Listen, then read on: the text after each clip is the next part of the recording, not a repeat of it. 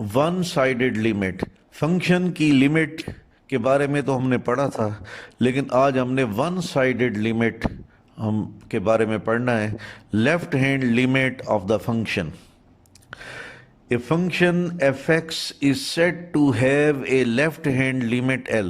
एक function fx है जिसकी लेफ्ट हैंड लिमिट L होगी a पर, इफ शर्त ये है the values of x sufficiently close to a, यानी x की कीमतें a के करीब से करीब तर हों लेकिन a से कम हों।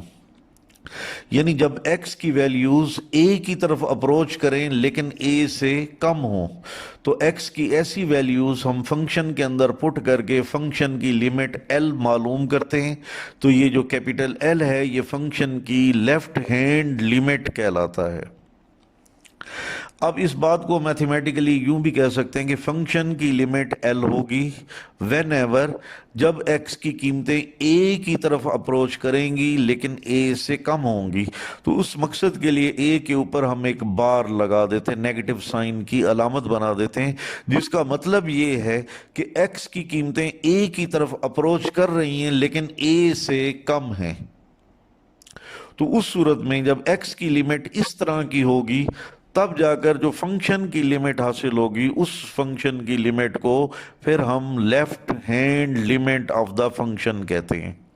अब इसको मजीद अगले स्टेप में यूं भी लिख सकते हैं कि x की लिमिट a है, a के ऊपर हमने नेगेटिव साइन लगाया, इट मीन कि x की कीमतें a की तरफ अप्रोच हो रही हैं लेकिन a से कम है। तो x की ऐसी लिमिट फंक्शन में पुट करते हैं तो फंक्शन की जो लिमिट कैपिटल L हासिल हुई है इसको हम left hand limit of the function कहते हैं। अब मैं इसकी एग्जांपल दे रहा हूं। लिमिट x अप्रोचेस टू 1 के ऊपर हमने नेगेटिव बार लगाया है, तो इट मीन कि x की वैल्यूज 1 की तरफ बढ़ रही हैं, 1 की तरफ अप्रोच कर रही हैं लेकिन 1 से कम है। तो जब x की लिमिट ऐसी होगी तो फंक्शन की लिमिट क्या होगी? What is the left hand limit of the function eight 1? तो फंक्शन की लिमिट मालूम करने के लिए मैंने एक टेबल बनाया है। इसकी पहली रो में x की वैल्यूज और दूसरी रो में fx जिसकी कीमत 2x + 1 है उसकी वैल्यूज। जब x 0 होता है तो फंक्शन की कीमत 1 होती है, जब x की कीमत 0.5 होती है तो फंक्शन की कीमत 2, जब x की कीमत 0.8 तो फंक्शन की कीमत 2.6, जब x की कीमत 0.9 तो फंक्शन की कीमत 2.98। इस तरह जब x की कीमत 0.99 होती है तो फंक्शन की कीमत 2.998 होती है। इस तरह जब x की कीमत 0.999 होगी तो फंक्शन की कीमत 2.9998 होगी। इसी तरह जब x की कीमत 0.9999 चार दफा मैंने लिखा है तो फंक्शन की जो वैल्यू बनेगी वो 2.998। तो अब देखें x की वैल्यूज 1 की तरफ अप्रोच कर रही हैं लेकिन ये सारी वैल्यूज 1 से कम है।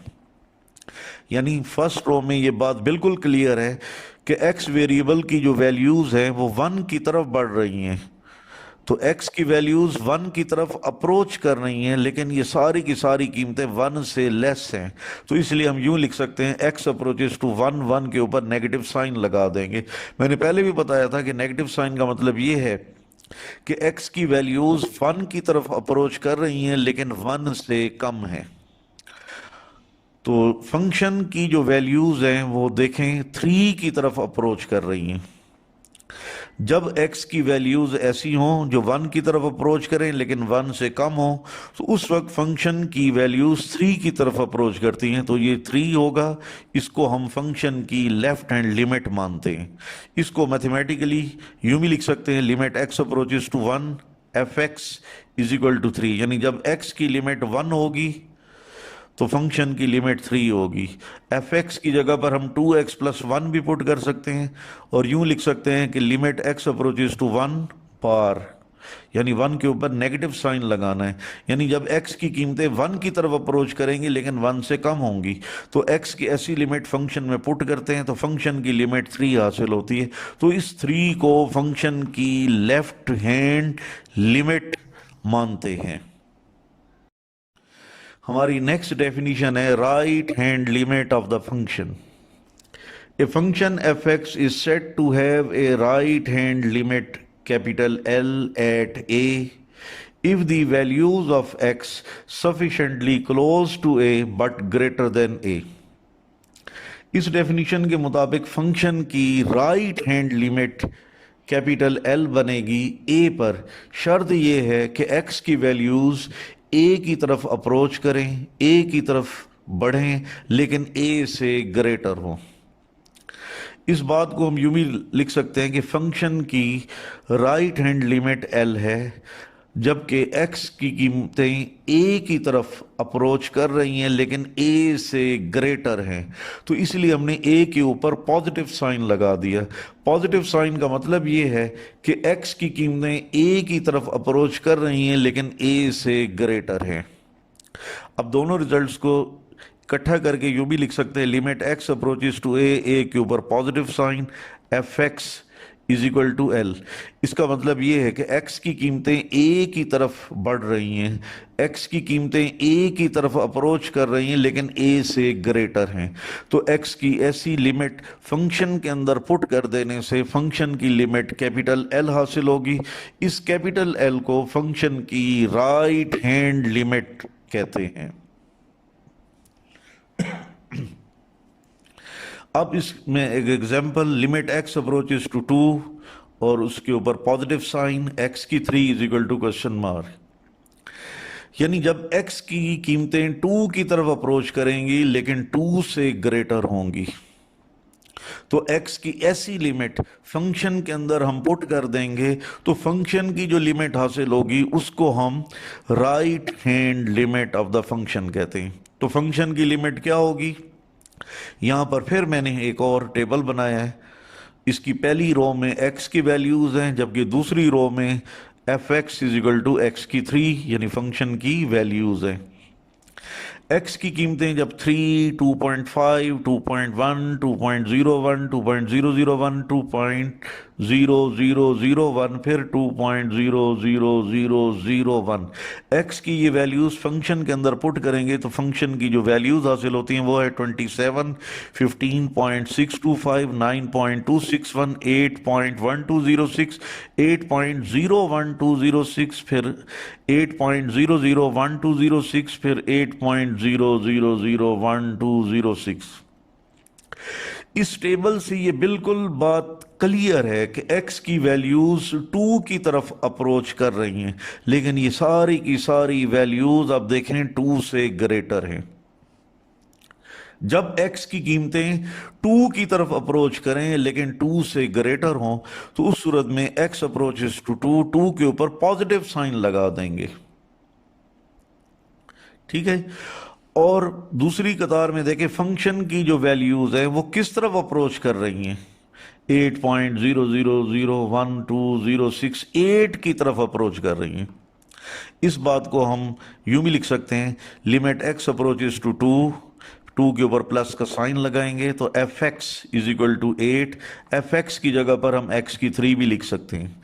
इट मीन कि जब x की कीमतें 2 की तरफ अप्रोच करेंगी लेकिन 2 से बड़ी होंगी, तो x की एस्टिमेट को फंक्शन के अंदर पुट करेंगे तो फंक्शन की लिमिट 8 हासिल होगी, तो इस 8 को फंक्शन की राइट हैंड लिमिट कहते हैं।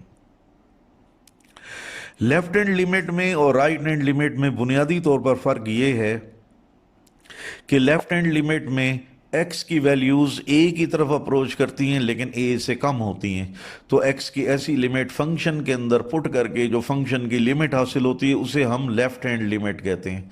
जबकि राइट हैंड लिमिट में x की वैल्यूज a की तरफ अप्रोच करती हैं लेकिन a से ग्रेटर होती हैं, तो x की ऐसी लिमिट फंक्शन के अंदर पुट करके जो फंक्शन की लिमिट हासिल होगी उसे हम राइट हैंड लिमिट कहते हैं।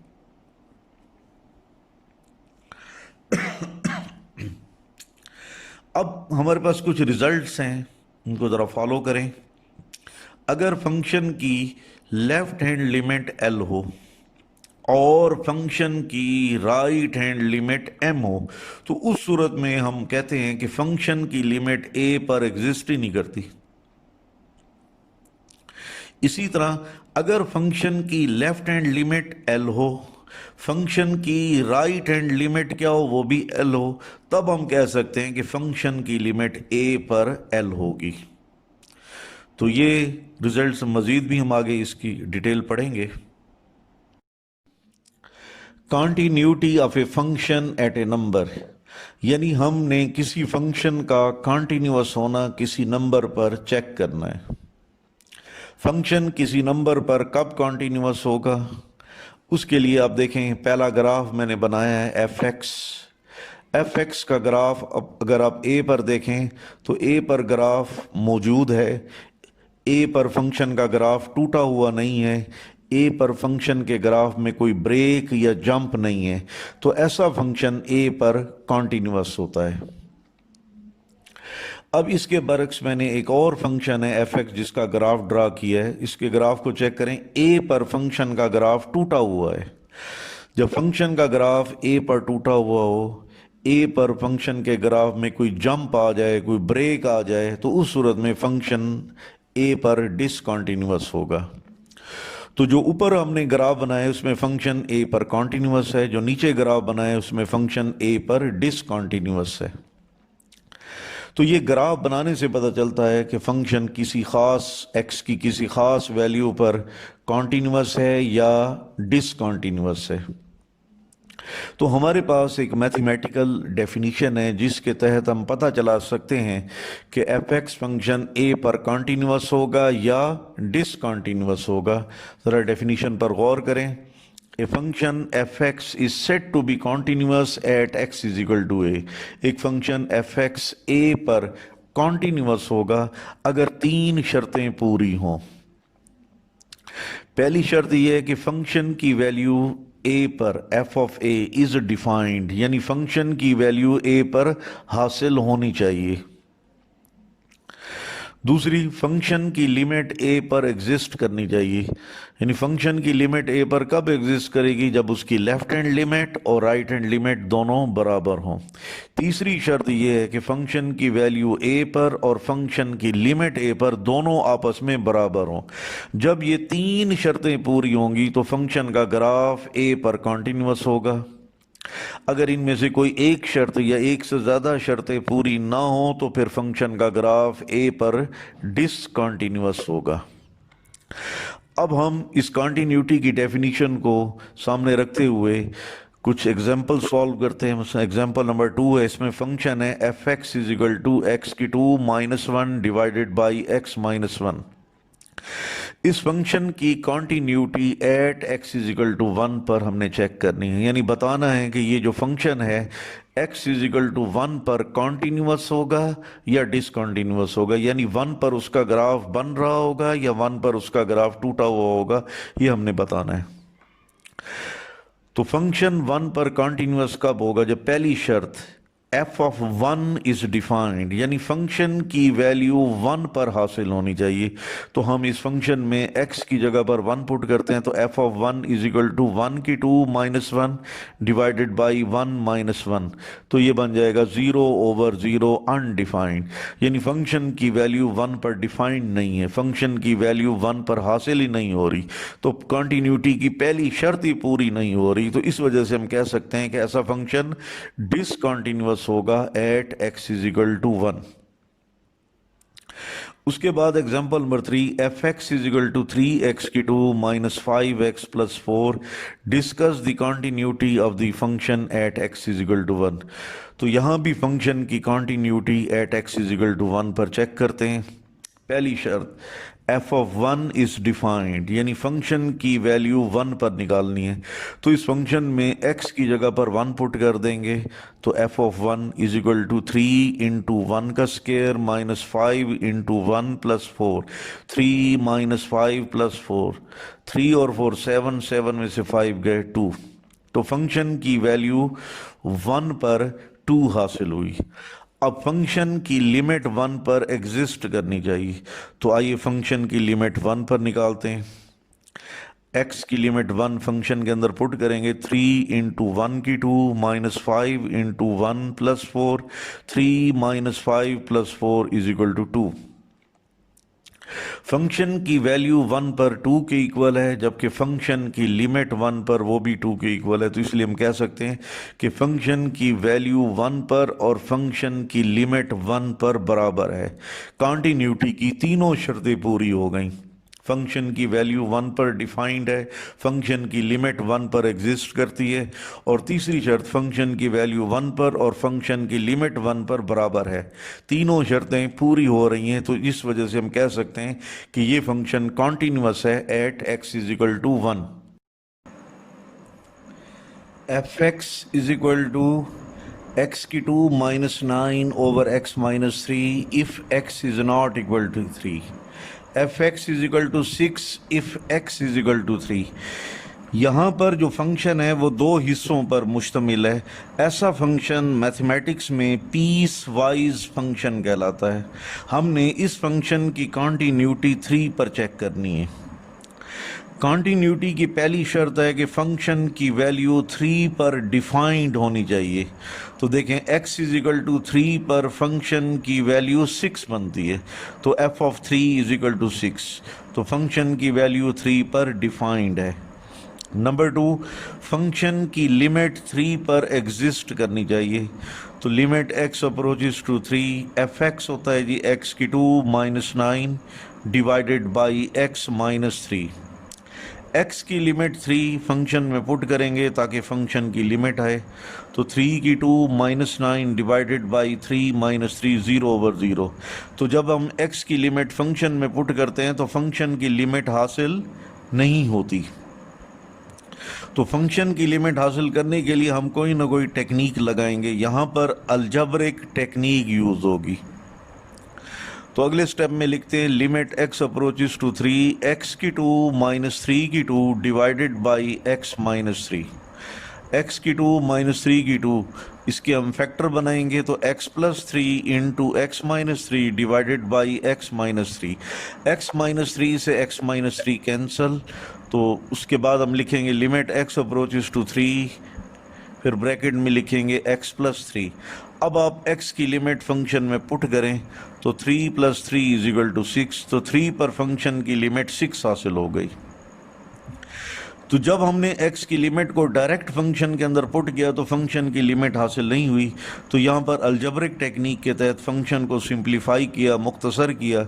फिर जब हमने x की लिमिट को फंक्शन में पुट किया तो फंक्शन की लिमिट 6 हासिल हो गई। तो फंक्शन की वैल्यू 3 पर 6 है, फंक्शन की लिमिट भी 3 पर 6 है।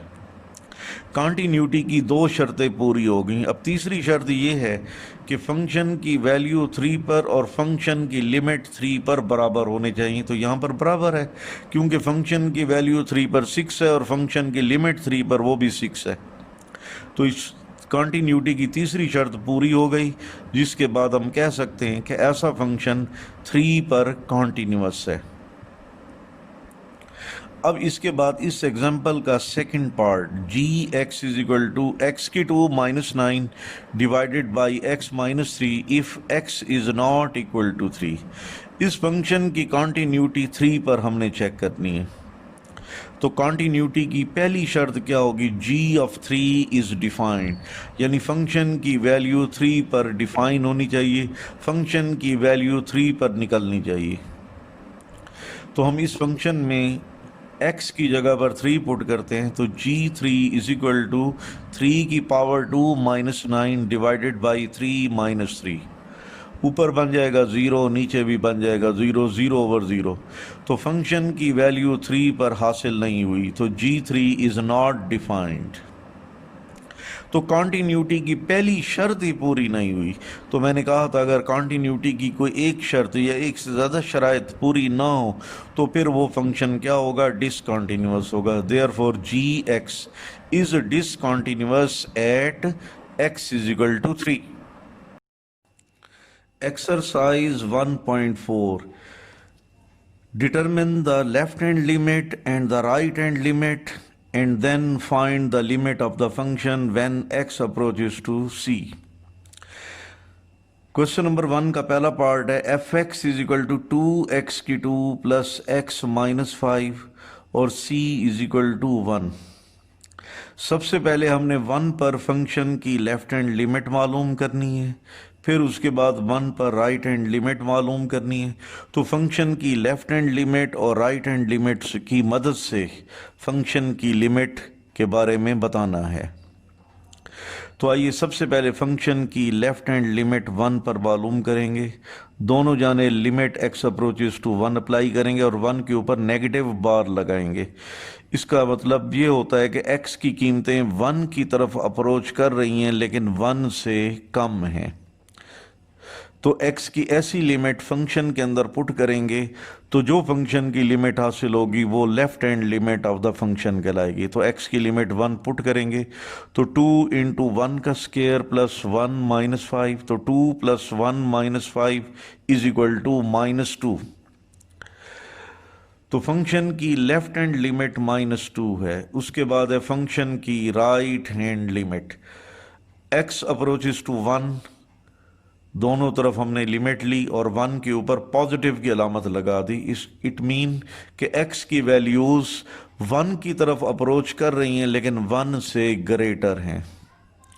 जब x की वैल्यूज़ 1 की तरफ बढ़ें, 1 की तरफ अप्रोच करें लेकिन 1 से ग्रेटर हों, तो x की ऐसी लिमिट फंक्शन के अंदर पुट कर देंगे। तो जो फंक्शन की लिमिट हासिल होगी उसे हम राइट हैंड लिमिट कहते हैं। तो x की लिमिट 1 फंक्शन में पुट करेंगे तो 2 इंटू 1 का स्क्वायर प्लस 1 माइनस 5, तो 2 प्लस 1 माइनस 5 -2। फंक्शन की लेफ्ट हैंड लिमिट -2 है और फंक्शन की राइट हैंड लिमिट -2 है।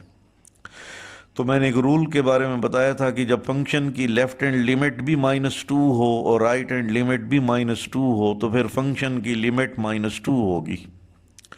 तो इस तरह हमने फंक्शन की लेफ्ट हैंड लिमिट और राइट हैंड लिमिट मालूम करके फंक्शन की लिमिट के बारे में पता चलाया कि फंक्शन की लिमिट 1 पर -2 बनती है। अब इसके बाद इस क्वेश्चन का सेकंड पार्ट है f x is equal to x की 2 -9 divided by x -3, c is equal to -3। तो सवाल के मुताबिक पहले हम -3 पर फंक्शन की लेफ्ट हैंड लिमिट मालूम करनी है, फिर -3 पर फंक्शन की राइट हैंड लिमिट मालूम करनी है, फिर फंक्शन की लेफ्ट हैंड लिमिट और राइट हैंड लिमिट की मदद से फंक्शन की लिमिट के बारे में बताना है। तो फंक्शन के दोनों तरफ हम लिमिट लेंगे x अप्रोचेस टू -3, -3 के ऊपर हमने नेगेटिव की अलामत लगा दी। तो इस जिसका मतलब ये होता है कि x की कीमतें -3 की तरफ बढ़ रही हैं लेकिन -3 से कम हैं। तो x की ऐसी लिमिट फंक्शन के अंदर पुट करेंगे तो जो फंक्शन की लिमिट हासिल होगी वो फंक्शन की लेफ्ट हैंड लिमिट कहलाएगी। तो x की लिमिट -3 फंक्शन के अंदर पुट करेंगे तो -3 की 2 -9 डिवाइडेड बाई -3 इंटू -3, तो ये बन जाएगा 9 -9 और नीचे -3 और -3 इन दोनों को जमा करेंगे -6। 9 -9 0, 0 ओवर -6 इज इक्वल टू 0। तो फंक्शन की लेफ्ट हैंड लिमिट -3 पर 0 बनी। अब हमने फंक्शन की राइट हैंड लिमिट मालूम करनी है। दोनों तरफ लिमिट अप्लाई करेंगे x अप्रोचेस टू -3 और -3 पर हम पॉजिटिव की अलामत लगाएंगे, जिसका मतलब ये है बनता है कि x की कीमतें -3 की तरफ बढ़ रही हैं लेकिन -3 से ग्रेटर हैं। तो x की ऐसी लिमिट फंक्शन के अंदर पुट कर देंगे तो जो फंक्शन की लिमिट हासिल होगी वो right hand limit of the function कहलाएगी। तो x की लिमिट -3 फंक्शन के अंदर पुट करेंगे तो -3 की 2 -9 डिवाइडेड बाई -3 इसको फर्दर सॉल्व करेंगे 9 -9 डिवाइडेड बाई -6, फिर उसके बाद अगले स्टेप में 0 over -6 is equal to 0। Function की लेफ्ट हैंड लिमिट 0 है, फंक्शन की राइट हैंड लिमिट 0 है, तो लिहाजा -3 पर फंक्शन की लिमिट 0 बनेगी।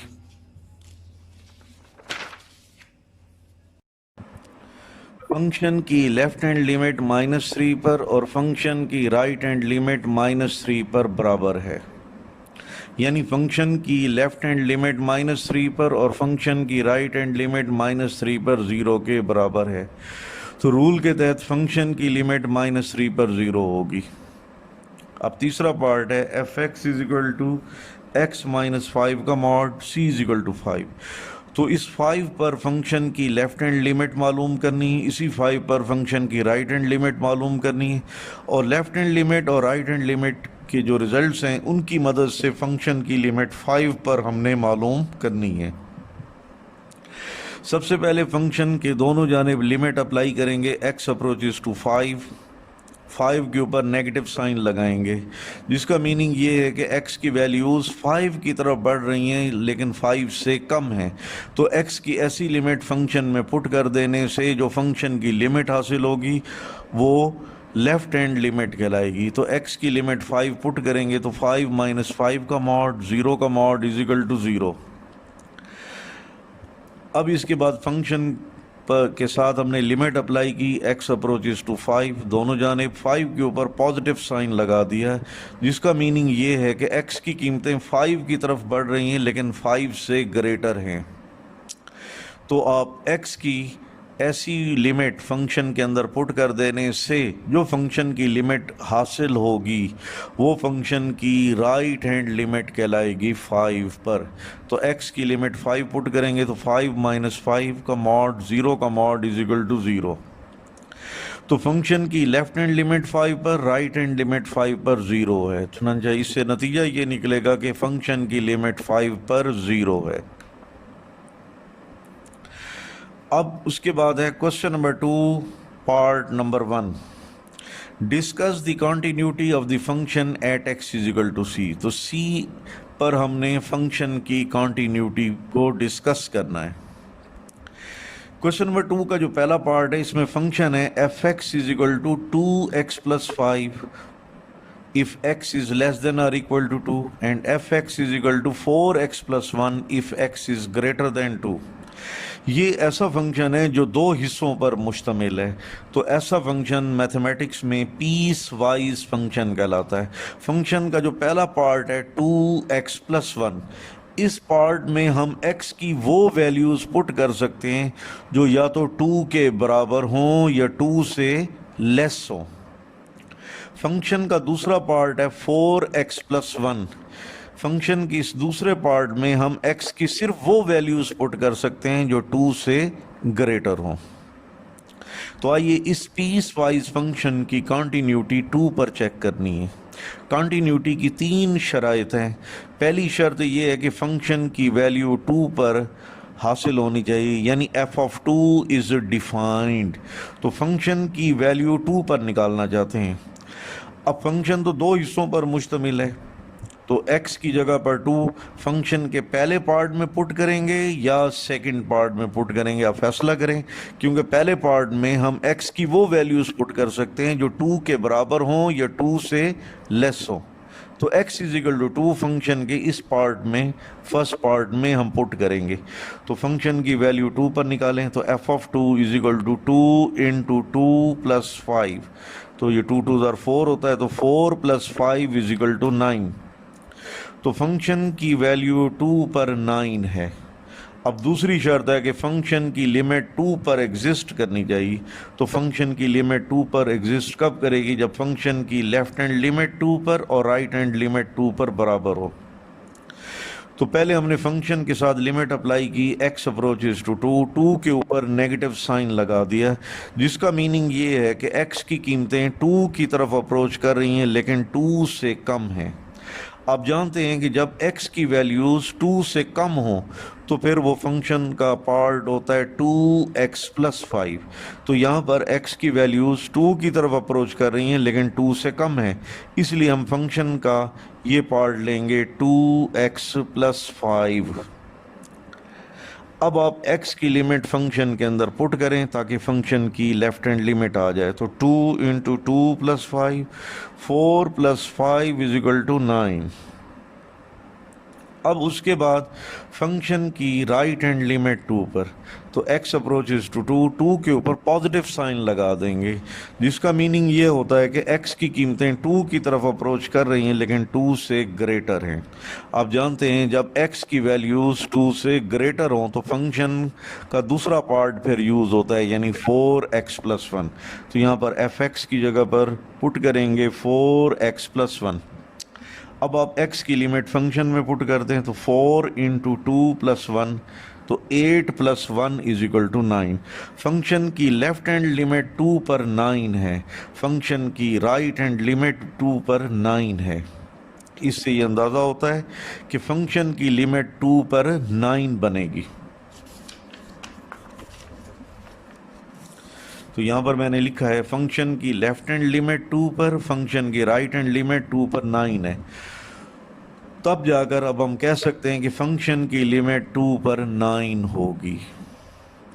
तो कॉन्टिन्यूटी की दूसरी शर्त पूरी हो गई कि फंक्शन की लिमिट 2 पर एग्जिस्ट करती है। तीसरी शर्त यह है कि फंक्शन की वैल्यू 2 पर और फंक्शन की लिमिट 2 पर बराबर होनी चाहिए। आप जानते हैं कि फंक्शन की लिमिट 2 पर 9 और फंक्शन की लिमिट 2 पर वो भी 9, तो दोनों आपस में इक्वल हैं। तो कॉन्टिन्यूटी की तीसरी शर्त भी पूरी हो गई। अब हम कह सकते हैं this function is continuous at x = 2। इसके बाद इस क्वेश्चन का सेकंड पार्ट है f(x) = 3x - 1। फंक्शन का पहला पार्ट 3x - 1 है। इसमें हम x की वो वैल्यूज़ पुट करेंगे जो 1 से लेस होंगी। फंक्शन का दूसरा पार्ट f(x) = 4 इफ़ x = 1। इसका मतलब ये है कि x = 1 पर फंक्शन की वैल्यू 4 होगी। फंक्शन का तीसरा पार्ट f(x) = 2x है। इस तीसरे पार्ट में हम x की वो वैल्यूज़ पुट करेंगे जो 1 से ग्रेटर होंगी। अब हमने इस फंक्शन की कॉन्टिन्यूटी 1 पर चेक करनी है। कॉन्टिन्यूटी की 3 शर्तें हैं। पहली शर्त ये है f(1) इज़ डिफाइंड, यानी फंक्शन की वैल्यू 1 पर हासिल होनी चाहिए। तो आप जानते हैं x = 1 पर फंक्शन की वैल्यू 4 होती है, तो इसलिए हम लिखेंगे f(1) = 4। कॉन्टिन्यूटी की पहली शर्त पूरी हो गई। दूसरी शर्त यह है कि फंक्शन की लिमिट 1 पर एग्जिस्ट करनी चाहिए। तो फंक्शन की लिमिट 1 पर उस वक्त एग्जिस्ट करेगी जब फंक्शन की लेफ्ट हैंड लिमिट 1 पर और फंक्शन की राइट हैंड लिमिट 1 पर बराबर हो। तो पहले फंक्शन की लेफ्ट हैंड लिमिट अप्लाई करते हैं, x अप्रोचेस टू 1, 1 के ऊपर नेगेटिव साइन लगा देंगे। इसका मीनिंग ये है कि x की वैल्यूज़ 1 की तरफ अप्रोच कर रही हैं लेकिन 1 से कम है। आप जानते हैं जब x की वैल्यूज़ 1 से कम हो तो फंक्शन का ये पार्ट यूज़ होगा 3x - 1। तो इसलिए f(x) की जगह पर 3x - 1 पुट करेंगे। अब x की लिमिट 1 फंक्शन के अंदर पुट करेंगे तो 3 × 1 - 1, 3 - 1 = 2। तो x = 1 पर फंक्शन की लेफ्ट हैंड लिमिट 2 है। अब फंक्शन की राइट हैंड लिमिट 1 पर मालूम करते हैं। फंक्शन के साथ लिमिट अप्लाई करते हैं, x अप्रोचेस टू 1, 1 के ऊपर पॉजिटिव साइन लगा देंगे, जिसका मीनिंग ये है कि x की कीमतें 1 की तरफ अप्रोच कर रही हैं लेकिन 1 से ग्रेटर हैं। जब x की वैल्यूज़ 1 से ग्रेटर हों तो फंक्शन हमारे पास 2x यूज़ होगा। तो इसलिए फंक्शन का तीसरा पार्ट f(x) की कीमत 2x लिखेंगे। अब x की लिमिट 1 फंक्शन में पुट करेंगे तो 2 × 1 = 2। तो 1 पर फंक्शन की लेफ्ट हैंड लिमिट 2 है, 1 पर फंक्शन की राइट हैंड लिमिट 2 है। तो फंक्शन की लेफ्ट हैंड लिमिट 1 पर, फंक्शन की राइट हैंड लिमिट 1 पर 2 के बराबर है। तो हम कह सकते हैं कि फंक्शन की लिमिट 1 पर 2 है। उसके बाद कॉन्टिन्यूटी की तीसरी शर्त कि फंक्शन की वैल्यू 1 पर और फंक्शन की लिमिट 1 पर बराबर होनी चाहिए। लेकिन यहाँ पर देखें फंक्शन की वैल्यू 1 पर 4 है जबकि फंक्शन की लिमिट 1 पर 2 है। तो फंक्शन की वैल्यू 1 पर और फंक्शन की लिमिट 1 पर बराबर नहीं है, इसलिए function is discontinuous at x = 1।